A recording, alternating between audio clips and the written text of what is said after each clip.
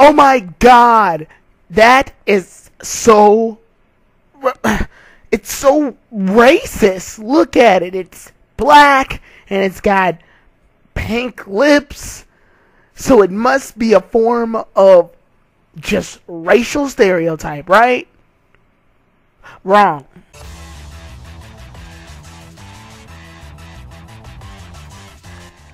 Hello everybody, Tyrone the God 3 here.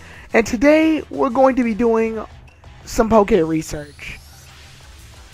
In this episode, we'll be talking about a very special Pokemon. I've already tackled, is it ethical to make Pokemon battle? Is it ethical to capture them? Now, let's talk about one individual Pokemon within itself that caused much controversy in the past, and its name is Jynx, the Ice/Psychic type Pokemon that was in Gen 1. It's gotten a lot of controversy based on its rather racist appearance. But why is this? Is this just because at first glance we see what we want to believe? Or is there something more deeper beyond it? This got so out of control to the point where Jynx's official color changed from black to purple later in the Pokemon series and in most video games and in Ken Sugimori's regular artwork. This is a shame because honestly, I don't really like the fact that original work had to be completely scrapped, all because of some small little racist criticism that was completely taken out of proportion. It was a large misunderstanding.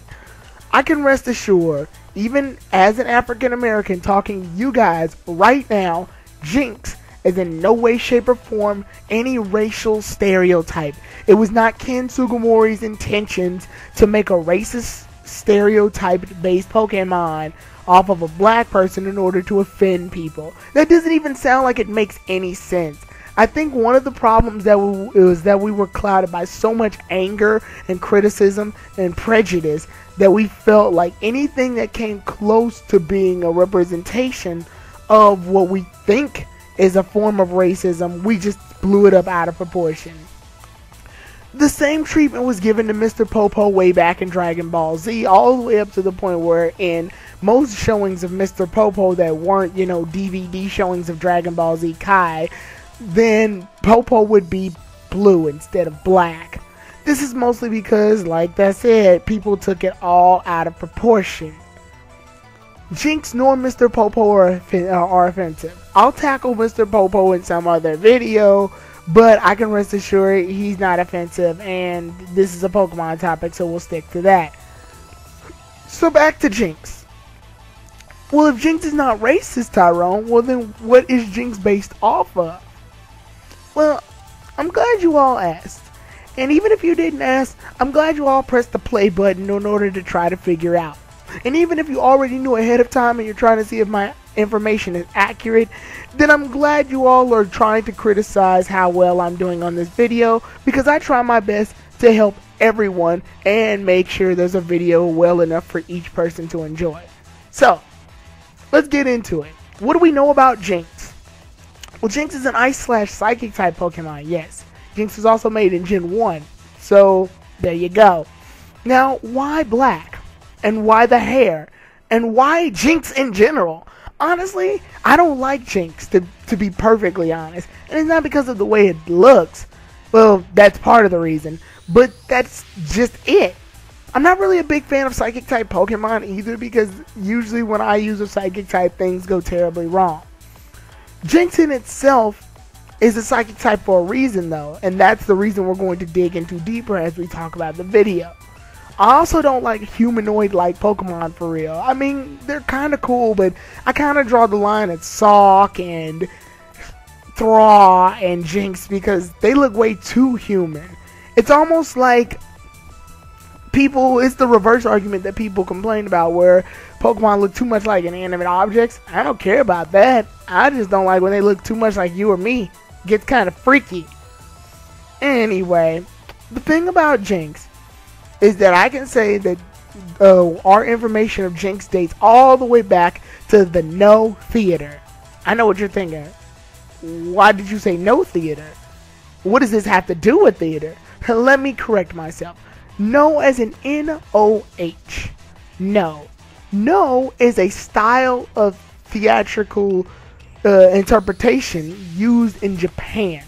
No dates back all the way to the 14th century of Japan.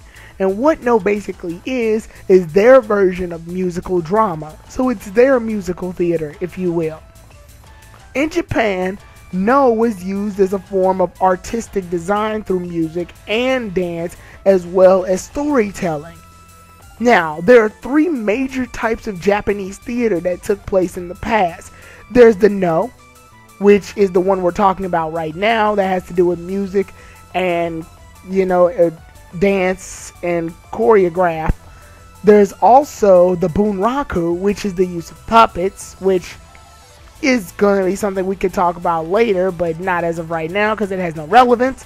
And finally, there's the Kabuki, something that a lot of people are very familiar with. This is more or less because the Kabuki and the No are very similar. However, the difference is No is more for a high class type era of Japanese people to watch back in the day. No was more of that, like, oh, here's all the emperors and royals coming together to watch a show. Whereas Kabuki was, hey, here's all my drunk buddies, let's go watch a show. So, with all of that being said, No theater, what does that have to do with our racist stereotype here, Jynx?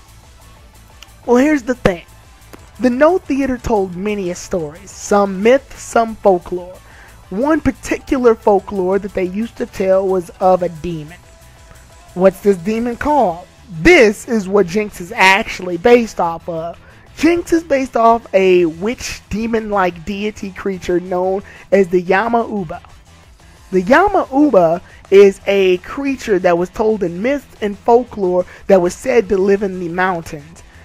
What she would do is that she would actually carry a kid on one side of her body, like keep her arm covered, much like this picture of Jynx I'm showing you, so that she could carry a baby and then constantly breastfeed it, while on the other side it would feed. And how would it feed? Well, it's quite simple. Check out the Pokédex to Jynx. You notice that a lot of people in the Pokédexes say that Jynx's hair is the very particular trait. Jynx's hair was known to lure in a lot of people with its crazy dancing and hair, much like the Yama-Uba. The Yama-Uba would draw people in. Here's the difference though. The Yama-Uba would draw people in to eat them. They've made off Jynx in the anime to be more like a seductress, like to draw you in order to try to kiss you or infatuate you, make you fall asleep with her kiss, or make you just go into a loving like daze. It's a lot more children friendly, trust me, especially since the fact that the Yama-Uba feeds off children. Yeah, wouldn't have been Pokemon's bestseller if they tried to feed off children. I guess we can ignore that whole little racism thing, huh? Anyway, back to Jynx and the Yama-Uba theory. That's why Jynx is so the way she looks. The hair is supposed to be very representative of the Yama-Uba's hair. But what else does it have similars with the Yama-Uba? Well, check out Jynx's typing, Ice and Psychic. Doesn't it look like a bizarre typing? Even to this day, there's not really any Pokemon that are Ice Psychic. I don't think there are any. Frostlass is Ice Ghost, but that's a whole nother story for a whole nother video. Why is it Ice Psychic? Well, listen to what I said before. Yama-Uba waits in the mountains. The mountains are usually in the colder like regions of Japan. So these mountains were known to be very ice cold. Since those were where Yama-Uba would reside, obviously, in order to incorporate that into the story, Jynx was an ice-type Pokemon. But why the Psychic though? Well, let's look back at Abra, Kadabra, and Alakazam. 3 Psychic-type Pokemon. But, what you also may not know, or probably already know, I'm watching you guys, critics. Anyway, the thing about it is, a lot of the Gen 1 Pokemon that were Psychic types are based off Pokemon that more or less relate to magicians. Hypno is a hypnotist. Abracadabra and Alakazam are magicians. So because of that, they showed to have some form of spells or magics or wizardry. Same with Jynx. The Yama-uba is a witch.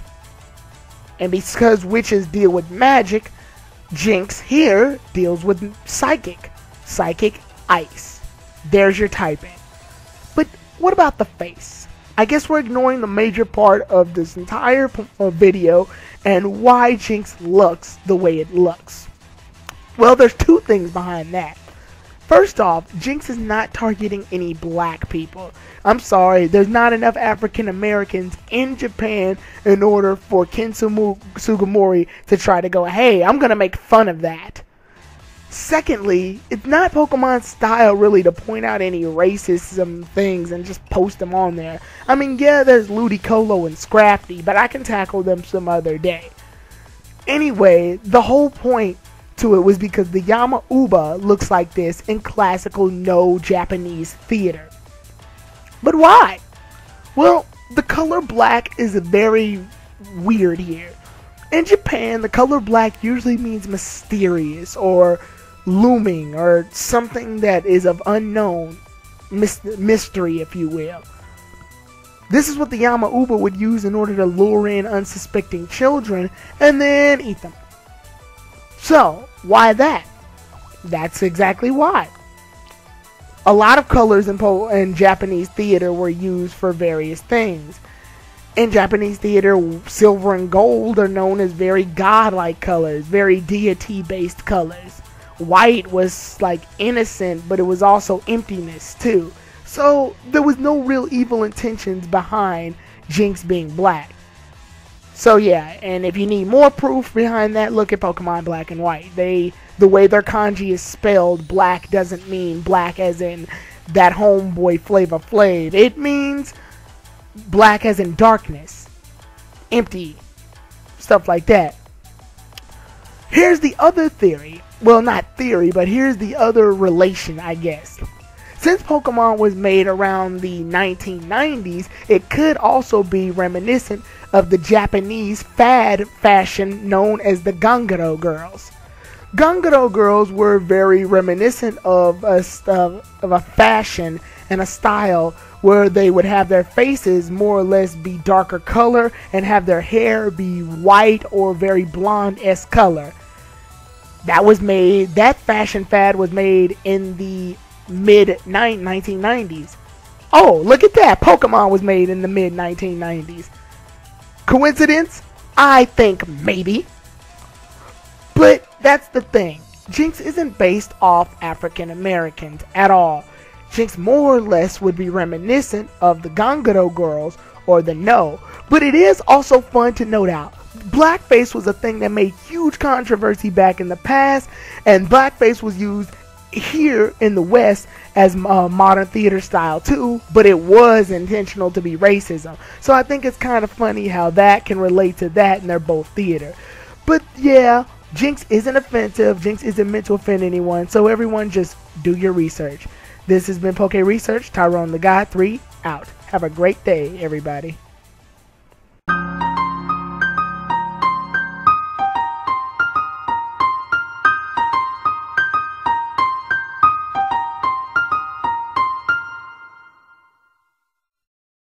Hello everybody, Tyrone the God 3 here, and thanks for watching this episode of PokeResearch. If you liked it, obviously click the like button or leave a comment and make suggestions on what the next PokeResearch topic should be. Like I said, I do apologize for this episode being about like 2 days late and wasn't uploaded on Sunday like I normally do with PokeResearch.